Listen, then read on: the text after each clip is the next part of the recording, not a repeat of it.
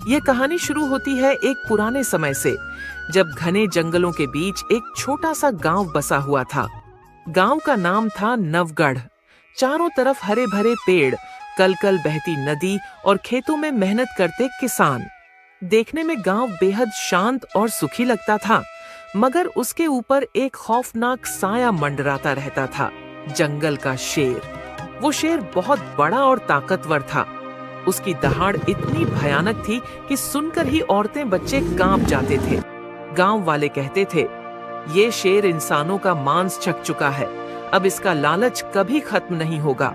हर दूसरे तीसरे दिन कोई न कोई चरवाहा, लकड़हारा या खेत में काम करने वाला आदमी जंगल से गायब हो जाता। लोग मान चुके थे कि ये शेर उनकी मौत का देवता है। गांव में एक डर का माहौल था। सूरज ढलते ही सब अपने घरों के दरवाजे बंद कर लेते। कोई जंगल की तरफ न जाता, और अगर जाना भी पड़ता तो हमेशा झुंड में जाते। उसी गांव में एक लकड़हारा आदर्श रहता था। वह दुबला पतला, साधारण कपड़े पहने, हाथ में कुल्हाड़ी लिए वो रोज जंगल में लकड़ी काटने जाता। लेकिन आदर्श बाकी गांव वालों से अलग था। वो शेर से डरता तो था, मगर उसका मानना था कि डर से अगर इंसान काम ही छोड़ दे तो जिंदगी कैसे चलेगी। उसकी पत्नी कई बार कहती, आदर्श, पागल हो गए हो क्या? सब लोग जंगल छोड़ चुके हैं और तुम रोज वहां चले जाते हो। अगर शेर ने देख लिया तो। यह सुनकर आदर्श मुस्कुरा देता और कहता, शेर ताकतवर तो है, लेकिन अक्ल नहीं लगा पाता, और जो इंसान दिमाग लगाता है उसे कोई जानवर हरा नहीं सकता। धीरे धीरे हालात इतने बिगड़े कि गांव के बुजुर्गों ने पंचायत बुलाई। सब लोग इकट्ठा हुए और बोले, अगर ऐसा ही चलता रहा तो पूरा गांव खाली हो जाएगा। हमें कोई रास्ता निकालना होगा। किसी ने सुझाव दिया, हम सब मिलकर शेर को मार डालते हैं। लेकिन तुरंत कोई बोला, क्या तुमने कभी उसकी शक्ल देखी है? वो अकेले ही 10 लोगों पर भारी पड़ता है। कुछ लोग बोले, चलो गांव छोड़कर कहीं और चलें। मगर बुजुर्गों ने कहा, ये जमीन हमारे पूर्वजों की है, इसे छोड़कर कहां जाएंगे? बहुत बहस हुई, मगर कोई नतीजा नहीं निकला। गांव का माहौल और डरावना हो गया। पंचायत खत्म होने के बाद आदर्श घर लौटते समय सोचने लगा, क्या सचमुच शेर से डरकर भाग जाना ही समाधान है? अगर मैं अपने दिमाग से काम लूं तो क्या इस शेर को हरा नहीं सकता? वो रात भर जागता रहा और एक योजना बनाने लगा। उसे पता था कि ताकत से शेर को हराना असंभव है, लेकिन उसकी मूर्खता ही उसकी सबसे बड़ी कमजोरी है। अगले दिन आदर्श हमेशा की तरह कुल्हाड़ी लेकर जंगल में गया। वो जानता था कि आज उसका सामना शेर से हो सकता है। जैसे ही वो लकड़ी काट रहा था, अचानक झाड़ियों में खड़खड़ाहट हुई। पत्तों के बीच से सुनहरी आंखें चमकी और फिर गड़गड़ाती आवाज के साथ शेर निकला। शेर दहाड़ा और बोला, ओ लकड़हारे, ये जंगल मेरा है। यहाँ की लकड़ी, यहाँ का शिकार सब मेरा है। तूने हिम्मत कैसे की मेरे इलाके में कदम रखने की? आदर्श का दिल जोर जोर से धड़क रहा था, मगर उसके चेहरे पर डर नहीं था। उसने गहरी सांस ली और बोला, महाराज, आप सही कह रहे हैं, ये जंगल आपका है। मैं तो बस एक गरीब आदमी हूँ, रोजगार के लिए यहाँ आता हूँ। लेकिन अगर आप चाहें तो मैं आपके लिए काम कर सकता हूँ। शेर चौंका और पूछा, काम? कैसा काम? आदर्श ने कहा, मैं रोज रोज शिकार पकड़कर आपको दे सकता हूँ। आपको खुद मेहनत करने की जरूरत नहीं होगी, बस आप मुझे छोड़ दें। शेर ने सोचा, ये इंसान डरपोक नहीं लगता, मगर अगर ये सच में मेरे लिए शिकार लाए तो मुझे मेहनत नहीं करनी पड़ेगी। उसने आंखें तरेरी और कहा, ठीक है लकड़हारे, अगर तूने रोज मुझे शिकार लाकर दिया तो मैं तुझे छोड़ दूंगा। लेकिन अगर एक दिन भी खाली हाथ आया तो तेरा मांस मेरा खाना होगा। आदर्श ने सिर झुकाकर हामी भर दी। उस पल से खेल शुरू हो चुका था। आदर्श घर लौटा तो उसकी पत्नी घबराई हुई थी। अरे राम, आज भी तू जंगल से सही सलामत लौट आया? सुना है शेर तुझे देख चुका है। आदर्श मुस्कुराकर बोला, हाँ देखा था, लेकिन मैंने उसे समझौता करने पर मजबूर कर दिया। पत्नी हैरान रह गई। शेर से भी कोई समझौता कर सकता है? आदर्श बोला, हाँ, अगर इंसान अपनी अक्ल से काम ले तो सब कर सकता है। अब आगे देखना, वही शेर मेरे जाल में फंसेगा। अगले दिन आदर्श ने सोचा, अगर मैं शेर को रोज इंसानी शिकार दूंगा तो गांव वाले मुझ पर शक करेंगे। मुझे ऐसा रास्ता निकालना होगा जिसमें शेर भी खुश रहे और गांव वाले भी बच जाए। उसने शेर के लिए एक मोटी तगड़ी बकरी पकड़कर ले गया। शेर ने बकरी देखते ही दहाड़ लगाई। वाह लकड़हारे, तूने तो मजा दिला दिया, अब तू वाकई मेरा आदमी है। आदर्श ने हाथ जोड़कर कहा, महाराज, मैं तो बस आपकी सेवा कर रहा हूँ, लेकिन ध्यान रहे, असली ताकत सिर्फ आपके पास है।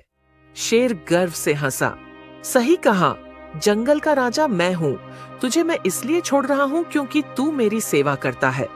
आदर्श मन ही मन मुस्कुराया। यही तो इसकी कमजोरी, घमंड और मूर्खता है। धीरे धीरे आदर्श रोज कुछ न कुछ शेर को ले जाता। कभी खरगोश, कभी बकरी, कभी सुअर। शेर मजे से खाता और आलस से पेड़ों के नीचे लेट जाता। गांव वाले यह देखकर हैरान थे। ये कैसे हो सकता है? जहां शेर के डर से कोई पास नहीं जाता, वहां आदर्श रोज जाता है और सही सलामत लौट आता है। कुछ लोग तो पीछे पीछे गए और देखा कि आदर्श सचमुच शेर को शिकार खिला रहा है। गांव में अफवाह फैल गई, आदर्श ने शेर से दोस्ती कर ली है। कहीं ऐसा न हो कि शेर को इंसान का स्वाद दिलाकर वो हम सबको ही खतरे में डाल दे। गांव की पंचायत में फिर चर्चा हुई।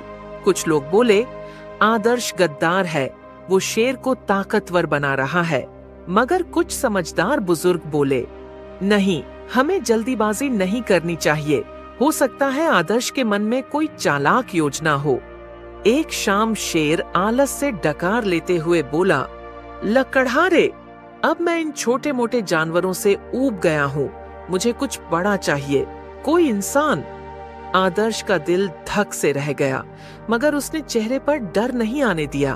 वो बोला, महाराज, इंसान का मांस तो सबसे स्वादिष्ट होता है, लेकिन उसे लाना आसान नहीं। अगर आपने वादा किया कि मुझे नुकसान नहीं पहुंचाओगे, तो मैं इंसान का शिकार भी दिला सकता हूँ। शेर की आंखें चमक उठीं। सचमुच? अच्छा, तो फिर जल्दी से इंसान का इंतजाम कर। आदर्श ने मन ही मन सोचा, अब वक्त आ गया है इस मूर्ख शेर को फंसाने का। अगले दिन आदर्श गांव में आया और सबको इकट्ठा किया। उसने कहा, गांव वालों, शेर इंसानी मांस की मांग कर रहा है, लेकिन डरने की बात नहीं है। मैंने उसे समझा दिया है कि हमारे गांव का सबसे ताकतवर आदमी मैं हूँ। अगर उसने मुझे हरा लिया तो वो मुझे खा सकता है, और अगर मैं जीत गया तो शेर को गांव छोड़ना होगा। गांव वाले स्तब्ध रह गए। तू पागल हो गया है आदर्श? अकेला शेर से भिड़ेगा? आदर्श मुस्कुराया और बोला, चिंता मत करो, मैं बल से नहीं, दिमाग से लड़ूंगा, और यही उसकी हार होगी। शाम को आदर्श शेर के पास गया। महाराज, मैंने गांव वालों से बात की है। सब मानते हैं कि इंसानों में सबसे ताकतवर मैं हूँ। अगर आपको सचमुच इंसानी ताकत का स्वाद चखना है तो मुझे ही खाइए, लेकिन उससे पहले आपको मेरी ताकत का इम्तिहान लेना होगा। शेर हैरान रह गया। तू खुद को मेरा शिकार बना रहा है, और इम्तिहान कैसा? आदर्श ने रहस्यमय अंदाज में कहा, जंगल के बीच एक खाई है, वहां मैंने अपने सबसे बड़े दुश्मन को कैद करके रखा है। वो मेरे जैसा ही ताकतवर है। अगर आप उसे हरा दो, तभी आपको हक है मुझे खाने का। शेर की आंखों में लालच चमक उठा और वह बोला, ठीक है लकड़हारे, कल सुबह मुझे उस खाई तक ले चल, मैं तेरे दुश्मन को चीर फाड़ कर रख दूंगा। आदर्श मुस्कुराया और मन ही मन कहा, बस यही तो चाहता था मैं। सुबह का समय था। जंगल की हवा में अजीब सी ठंडक और सन्नाटा था। पक्षियों की चहचहाहट भी जैसे दब सी गई थी, मानो उन्हें भी पता हो कि आज जंगल में कुछ बड़ा होने वाला है। आदर्श अपनी कुल्हाड़ी कंधे पर लटकाए शेर के पास पहुंचा। शेर अधीर होकर इधर उधर टहल रहा था। उसने दहाड़ कर कहा, लकड़हारे, जल्दी चलो, मुझे उस ताकतवर दुश्मन से मिलवाओ। आदर्श ने सिर झुकाकर कहा, आइए महाराज, मैं आपको वहां तक ले चलता हूँ, लेकिन ध्यान रहे ये लड़ाई आसान नहीं होगी। दोनों धीरे धीरे जंगल के अंदर गहराई तक बढ़े। पेड़ों की ऊंचाई बढ़ती जा रही थी, धूप धीरे धीरे कम होती जा रही थी। जैसे जैसे वो खाई के पास पहुंचे, हवा ठंडी और डरावनी हो गई। शेर गरजते हुए बोला, लकड़हारे, तेरा दुश्मन चाहे जितना ताकतवर क्यों न हो, मेरी एक ही दहाड़ से कांप उठेगा। आदर्श ने मन ही मन मुस्कुराकर कहा, बस थोड़ी देर और, मूर्ख शेर। आखिरकार दोनों एक गहरी और चौड़ी खाई के पास पहुंचे। खाई इतनी गहरी थी कि नीचे झांककर देखने पर सिर्फ काले पानी की चमक नजर आती थी। उसके चारों ओर खामोशी थी, बस कभी कभी हवा की सरसराहट और पानी की लहरों की आवाज आती।